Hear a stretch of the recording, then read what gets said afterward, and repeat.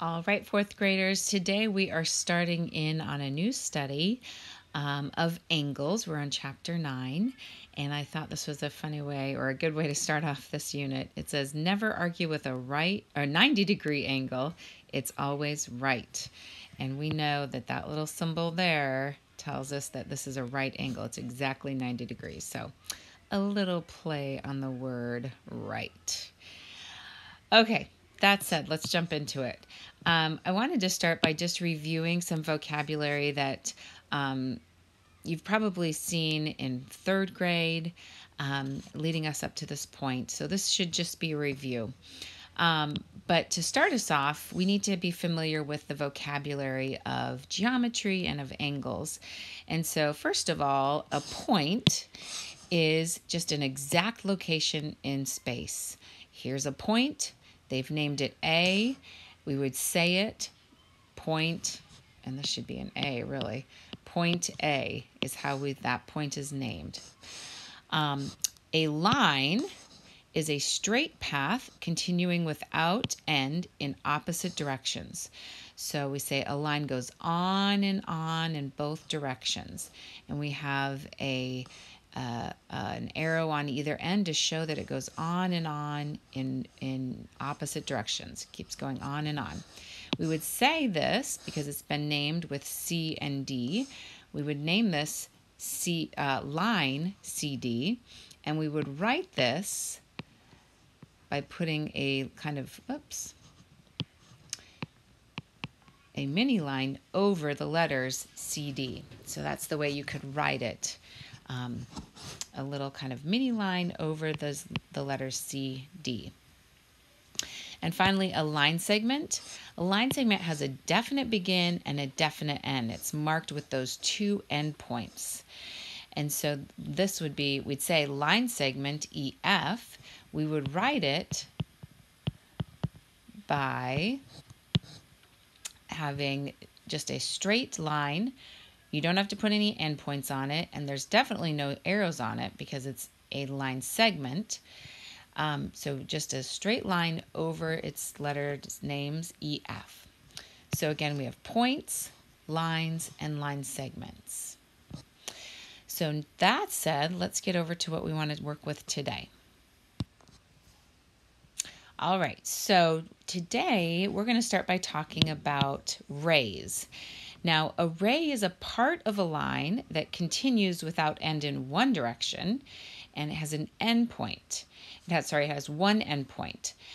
So you can use two letters to name a ray, and the first letter is always the end point. So if we look over here at this ray, you can see it has an end point, and then the other end has an arrow, meaning it goes on and on in one direction. And this ray is named ray AB, so we would read that, ray AB. And you would write it with the end point, okay, underneath the end with no arrow. So this would have to be named ray AB. This one you could not say ray BA because the end point has to be the one with the A on it. And the next one, if we look at BA or ray BA, we would name it with the arrow over the top. The B has to be listed first because that's the end that has the end point. So we would say ray BA. Now, we just talked about lines, and this is line CD, but you can also name this line DC. So you can switch these around because both ends have an arrow on either end, so it doesn't matter. The same thing with a line segment. This could be named line EF or line FE. So the one that's really important that you remember the order or the correct order on is with rays, because a ray has an endpoint on one end and an arrow going on and on in the other direction. So we have to be careful of how we name those rays. So when you take two rays, for example, here's ray PA and ray PB. When you take two rays and put them together, you can see it forms an angle. This says ray PA and ray PB are meeting at point P. So that's where they meet. Now the point where they meet, P, is also called the vertex. So this angle that we've created by joining ray PA and ray PQ could be named ray P, okay, or sorry, ray APB,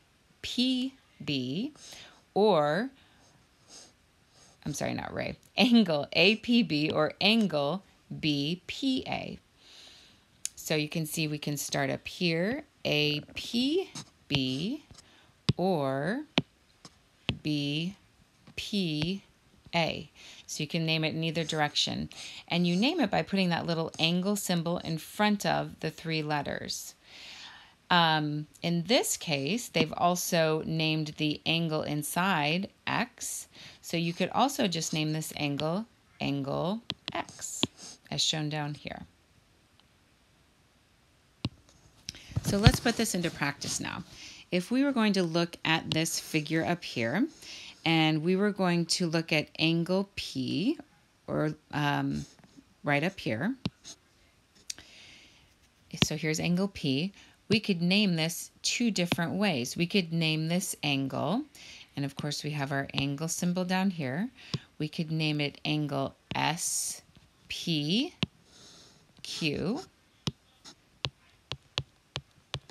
or we could also name this angle QPS.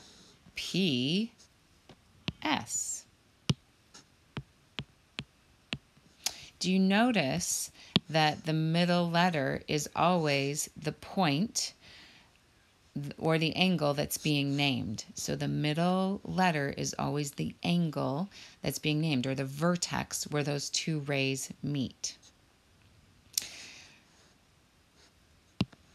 If we were going to name angle R, come look down here. Again, R is going to be the middle letter, so we could name angle R as QRS. Oops. So angle QRS, or we can go the opposite way and we could call it SRQ. Angle SRQ. So those are two examples of how we would name those angles. Now on your own, how would you name angle Q and angle S? Go ahead and pause this audio and write the name down for those two angles. And when you're ready, push play and we'll see if you were right. Okay, check yourself, see if you were right. We have angle RPQ or angle PQR.